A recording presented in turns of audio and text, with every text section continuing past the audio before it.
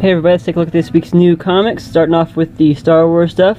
We have the first Poe Dameron annual out this week, as well as the second issue of the sold out Darth Vader series. So if you missed the first issue, don't wait. Make sure you come in as early as possible to get the second issue, and hopefully they will do a second printing before too long of the first issue. Moving on, there are actually lots of Secret Empire tie-ins this week. First up is the second issue of the Brave New World miniseries. It's kind of a cool anthology showing what a bunch of different characters are up to during Secret Empire. We also have tie-in issues for Doctor Strange, US Avengers, Ultimates 2, and then we have the one-shot called Secret Empire Underground, which looks like it's featuring a lot of the Avengers characters, both the Uncanny Avengers characters like Quicksilver and the main Avengers series characters like Hercules. So take a look at that. Looks like they're probably in the Savage Land. I haven't had a chance to check it out yet, but I see some dinosaurs back there, so lots of stuff to choose from if you're following the Secret Empire stuff. Also this week we have a new issue of X-Men Gold featuring a variety of Sentinels. The first issue of the new Peter Parker, the Spectacular Spider-Man series from Chip Zdarsky and Adam Kubert. And then we have the beginning of the big Weapons of Mutant Destruction crossover between Weapon X and Totally Awesome Hulk, both by Greg Pak. So I can't recommend Pak's stuff enough. He does great work both with the X-Men and with the Hulk, so I definitely pick up this Alpha first issue to see what you think, and if you like it, don't forget to add the tie-in, the crossover issues for those two books to your hold as well. Moving on to the smaller press stuff. Oh wait, sorry, I forgot there's some second issues as well from Marvel. In case you missed the first issue, there is a new Iceman series started up. The second issue looks like it's featuring Kitty Pryde. We also have the second issue of the new Luke Cage series out this week, so keep an eye out for both of those, and there's a good chance we may still have the first issues over on the shelf that you can grab as well. So now smaller press stuff. First up we have the Shirtless Bear Fighter series from, I believe Image Comics. So 3 covers for that one. Come in and take a look at that. Sounds like a kind of a cool offbeat action series there. Also from Image we have Crosswind, which is the first Image series from Gail Simone. So if you've enjoyed her stuff for Marvel and DC, then come in and grab that first issue. Also from Dynamite and Atari we have the new Sword Quest series, if you were a fan of that game. The Zero issue came out about a month ago or so, and now kind of more of a preview than anything else. It was only about a quarter, I believe, maybe $1. So here's the first actual issue of the series. Then we have the new series The Chair from Alterna. They're doing these $1 or $1.50 new newsprint series, so that's the latest one from them. We also have a new volume of Heartthrob from Oni Press, Season 2, Issue 1. We have Bill and Ted Save the Universe from Boom Studios. We have a new X-Files Origins miniseries from IDW called Dog Days of Summer. This week there's also a one-shot from Lumberjanes called Fair and Square. They've been doing basically I guess they're like annuals. They've been doing a one-shot every year or so for that from different creators. We have next up Joe Books is doing a series of one-shots. I mean, it's basically a series, but each one is a different movie. It's called At the Movies, and the first one is Pirates of the Caribbean, Dead Men Tell No Tales. So, and they'll be focusing on different Disney and possibly Pixar movies with each issue going forward. And then there's a little mini graphic novel from Image called September Morning. So it's the first volume. I don't know, it's hard to tell, but it's a little square-bound book there. So check that out if you're a fan of Image. Then moving on to the DC stuff, we have 2 of the DC Warner Brothers crossovers this week. We have Lobo Roadrunner and Wonder Woman Tasmanian Devil. So 2 covers for that. One of each is kind of more in the animated style, and one is more in the more realistic DC-like style. Finally, as far as the comics go, we have several first parts of first parts of Rebirth storylines this week. We have Batman issue 25, which is part 1 of the War of Jokes and Riddles. And a lot of the books this month are actually those 25th anniversary issues. So we have that. We have Aquaman number 25, which is part of the new storyline called Underworld. And we have Harley Quinn number 22, which is the beginning of the Family Circles storyline.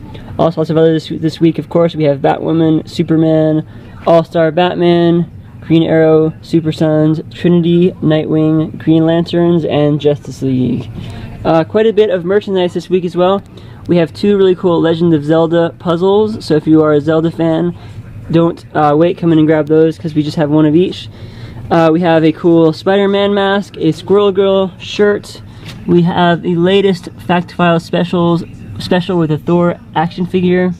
We have a cool Groot headphone, and basically it's a bobblehead and headphones and some headphone decorations and so forth. So we have 1 of those sets. I think we ordered more than once. We may be getting some more in later. We also have some cool Star Wars plushes. So if you are a fan of BB-8 or any of these other characters, let's see who all we have. Yeah, some cool characters in here. If any of these are characters that you enjoy, come in and grab them tomorrow when they go on sale.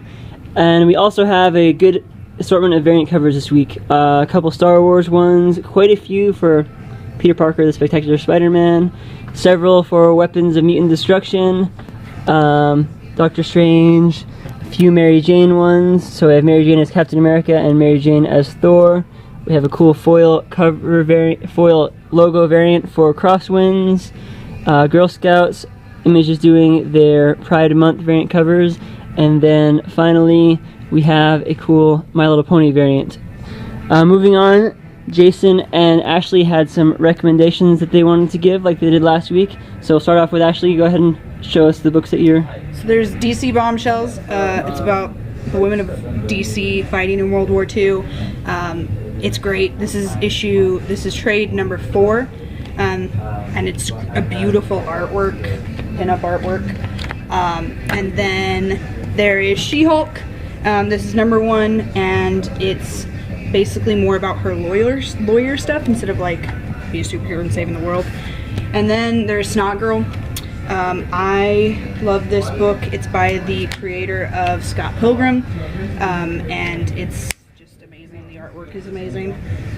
And then there's the Wonder Woman Tasmanian Devil. I recommend this to anyone who liked the Hanna-Barbera like crossover stuff.